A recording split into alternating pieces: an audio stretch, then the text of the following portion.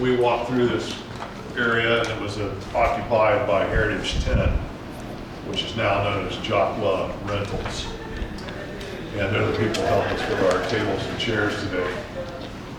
So it was filthy dirty, like you can see this part of the plant. We got the keys a week ago yesterday, and then Brian and I and a couple of other people spent the week trying to clean it up, and we didn't concentrate on the factory area. What you see behind you here is an addition that was put on after the fire in '67. And Marvin, I want you to jump in if I get it off center a little bit. But we don't have, some areas are clearly defined. Jerry Shields put out 2 booklets, basically the same booklet that had 2 diagrams. And I believe those are published on the Covington Drummers page, if you remember. And it shows the diagrams that loosely resemble what you see here. And after the fire, the Pearl Room and the paint room are down the hall on your right. So the big hall was never part of the factory, and the walls ended at the overhead door there. Jerry Shields, on the tour that he gave me, indicated that he had a stand-up workstation with a stool, and he operated where that table is right here. And his job tasks were myriad. They only made so many Dynasonics, so he wouldn't have had a full-time employment as tuning Dynasonics. They would run Dynasonics in batches. They would have somebody assemble them, like John Harmon or Frank Walters or somebody like that would assemble the Dynasonic. And then it would end up in a pre-staging area where you people are standing here. And then Jerry would take them to his desk and then tune them up. And if you follow me around this corner, you'll see the packing and shipping area.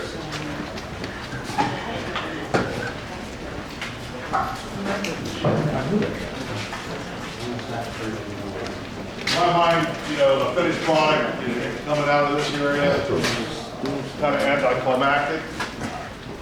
But one of the interesting features about Covington is in the 50s and into the 60s,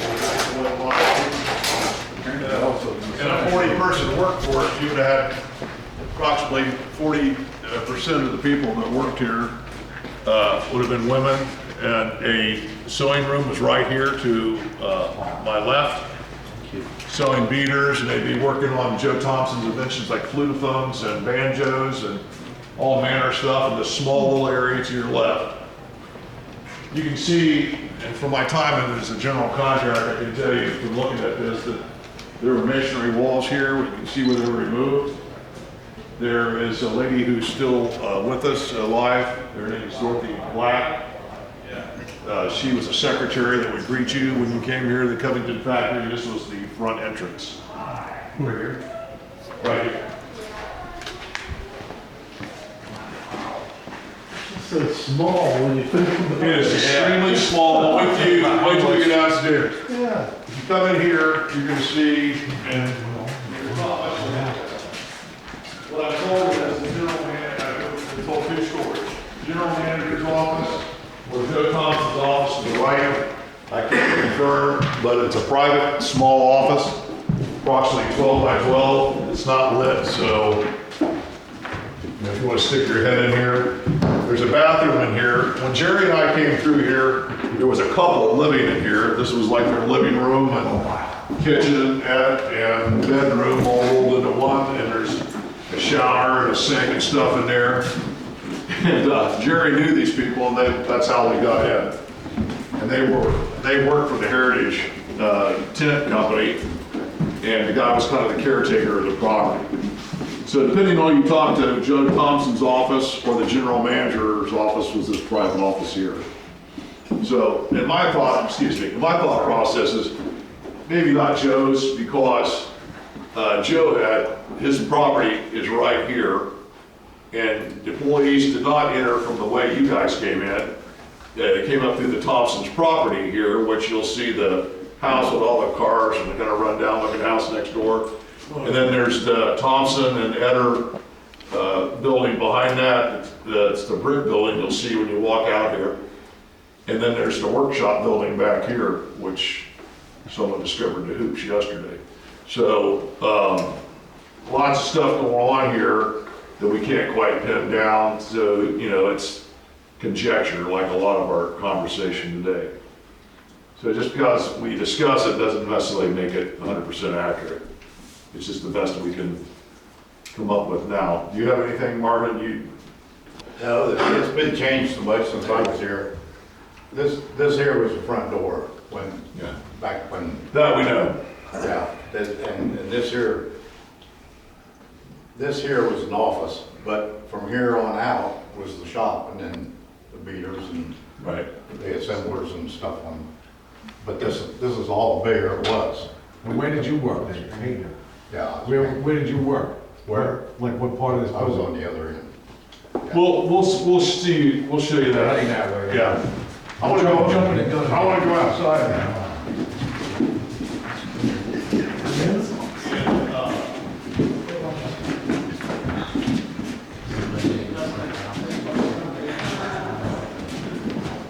Go ahead. Just hang back. I just want to be in your movie. There you go.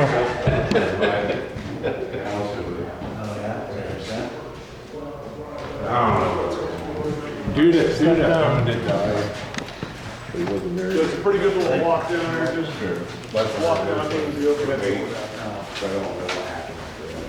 So straight ahead is the Eder Thompson building, and you can't see it to the right is the workshop building. But we're gonna go to your right, down the hall. Where's the down the road? I wanna go open it up. We're not even close. I don't want people to walk down those stairs because they're gonna fall down. Take the ramp. So that's Joe Thompson's workplace, is that right? Or? Oh, it's cool as shit, dude. I've been in it.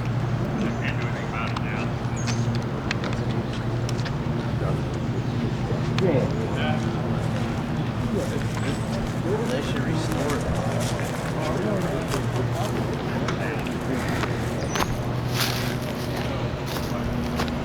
That's where, pulled that desk out of when I was a kid. Joe's desk. That thing's awesome. The first show here back in 2019, there was like a shuttle bus that took us around the facility. What was that building there? I believe that was Joe Thompson's workshop. I think that's where he went No, there. he said it's over to the right. Okay, never mind that. Scratch that there. Oh, it's not his workshop then? No, He went somewhere to do his yeah, he said it's over ideas. to the right. There's Yeah. another building over there. So, He used to do all the preliminary stuff there. absolutely.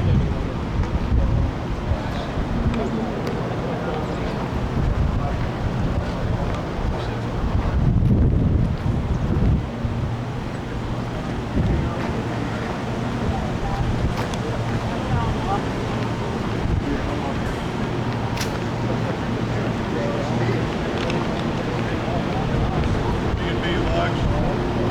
They take breaks. They come over here to this ravine, and they would have contests to see who could throw the lunch the furthest. Oh my God! You take a look. You will see. Yeah. All the a lot of starting to be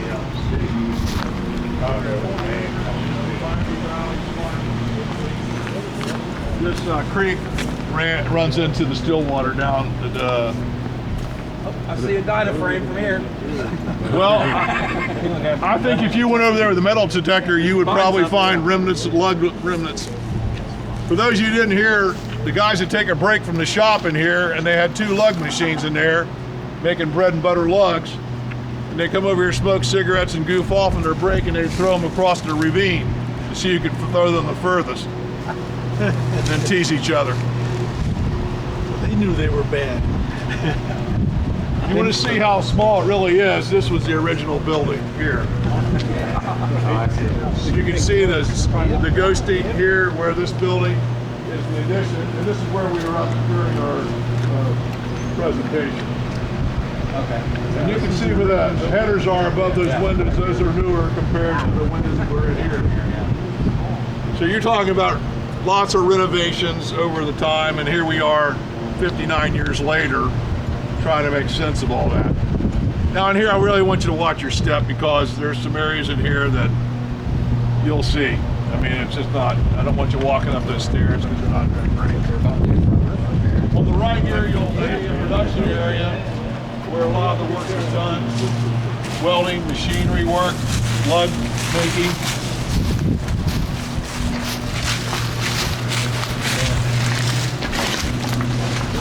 The lighting in here is not very good, but Air conditioning still works. when they first opened up in 1953, Rogers was a tanning cabinet company. The tannery was a tank down here. What was the old man's name that worked here you were talking about? I can't remember his name. He'd eat his sandwich down here at lunchtime. If you've ever been around tanneries, they smell really bad. But calfskin heads were a big deal in 1953. That was 70 years ago. So, you know, this little area here was there, and there's articles you can find on the daily news and stuff about this being a going concern. I think the article's like 1954. You'll find the article on Covington Drummers page if you search for it. And here is the original water well where they also had still the water source today. They've obviously got a new system in here now. And then mechanics work in this area. I mean, this was all the shop in the original plant. Now, up above is where Marvin had his paint shop, and then they had the pearl shop next. And that's like in the kitchen area. If you've been in the kitchen to get a hamburger or something. So the paint was on the left side and the pearl room was on the right. There was no separation between it, according to Marvin. Now, after the fire, if you look here, you'll see. Please don't go down that area here. Just follow me through here.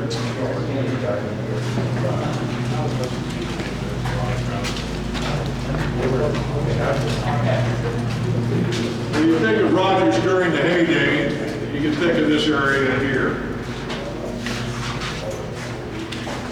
You can see from it's probably what, 75 degrees out now, and you want to feel like you need your jacket on down here, and it's this below-grade space is nice, but it's also somewhat confining. This overhead door was added later to accommodate shipping. So, lots of manufacturing.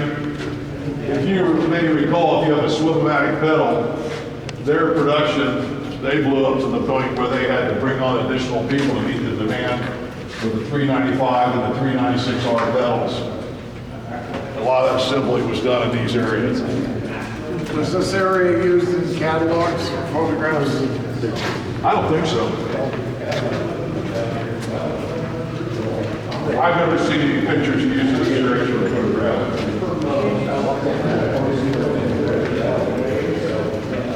Here's this wall is newer. You can see it's added on the Stanley door company when they took this. This was added on after the fire. So you've got a couple of different. After the fire, yep. After the fire. The original shop was before this. The original shop was really small. That's your takeaway here. The original shop was extremely small, and as the company grew in the heyday in the 60s, after the fire, they added on and it blew up in size, that is. So be really efficient with their use of space, making that much stuff with small buildings. And that's, I mean, you'll find that with all of America. I mean, we lived in small, I grew up in a really small house, and there were 6 of us.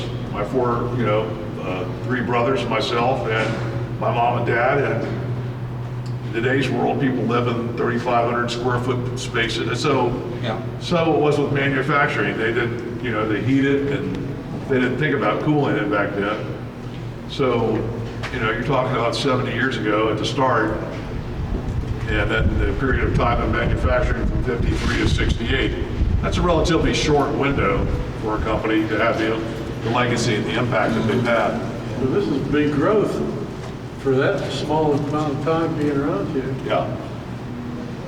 Well, they employed a lot of people, and Joe Thompson was very influential. And that's why the subject we picked, if you haven't noticed, it would be kind of prickly to somebody probably 10 or 15 years ago, more so than now. Now people are more open-minded, and we have the research, and we're looking into it. But back then, you wouldn't probably mess with Joe Thompson because of his influence.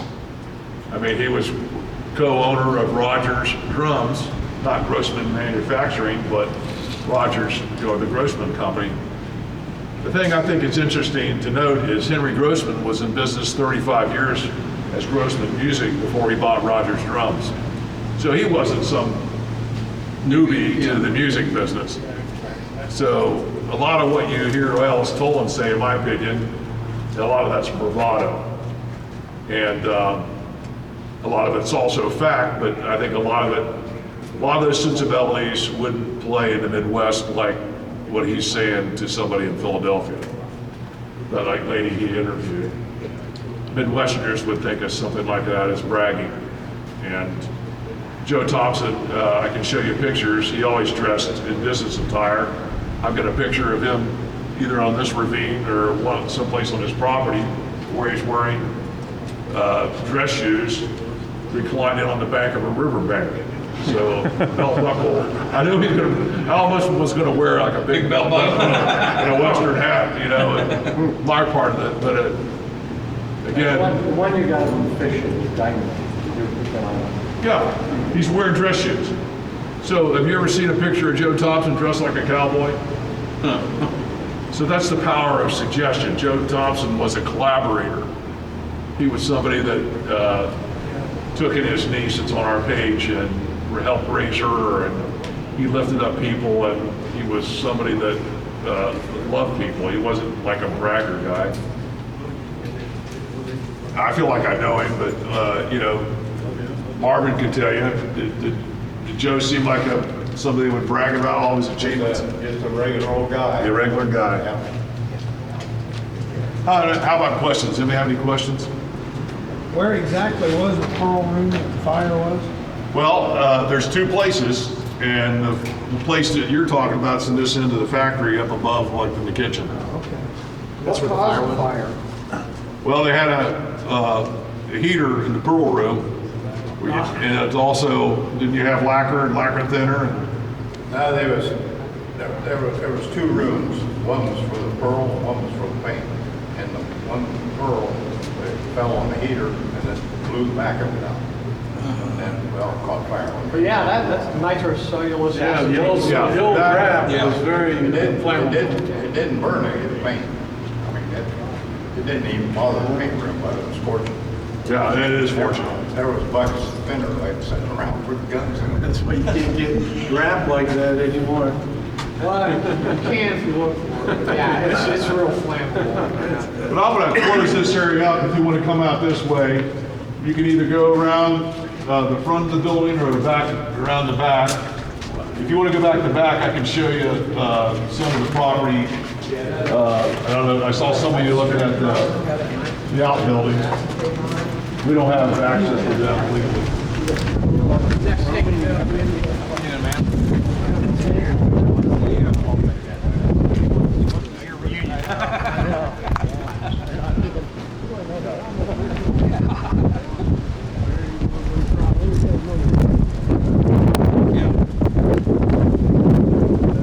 Yeah, that's what been manufactured my whole life, and people do not complain if they had to work in that kind of condition.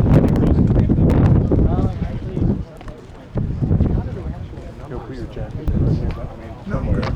Yeah.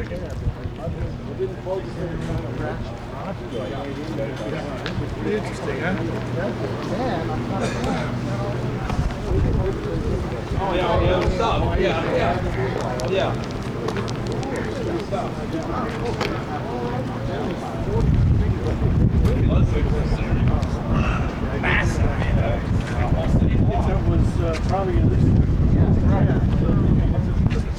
So right here was the original factory, divided. I assume there's a store here. Yeah. I think there was a company that made all that back there. Yeah. I assume they bought it. You have to ask one of these smarter guys, but I assume How about the Chicago Cubs? Oh yeah. Go Cubs, go! Hey Chicago, what do you say to the Cubs go? They're saying go Cubs, go. Go Cubs, go.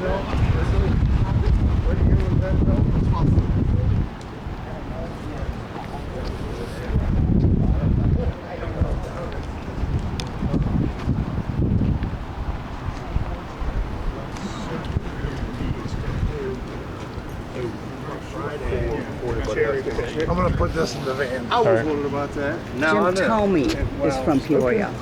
Really? 90s Indians baseball player. Yep. No, he's in the Hall of Fame. Really? He had a car dealership around us too. Super nice guy. Yeah,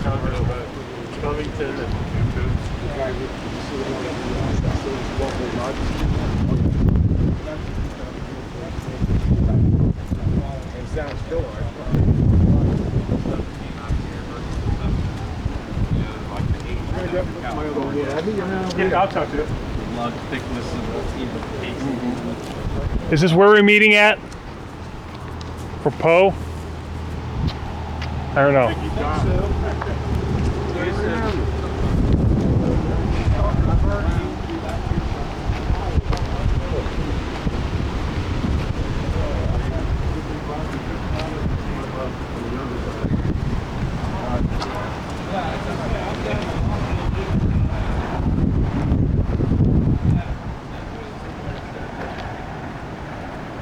If there's a fine for illegal activity, that means there's a price for illegal activities. Are you willing to pay it? It's like the speeding signs in Pennsylvania. It's like, here's exactly how much you're going to pay. There goes 7 if you're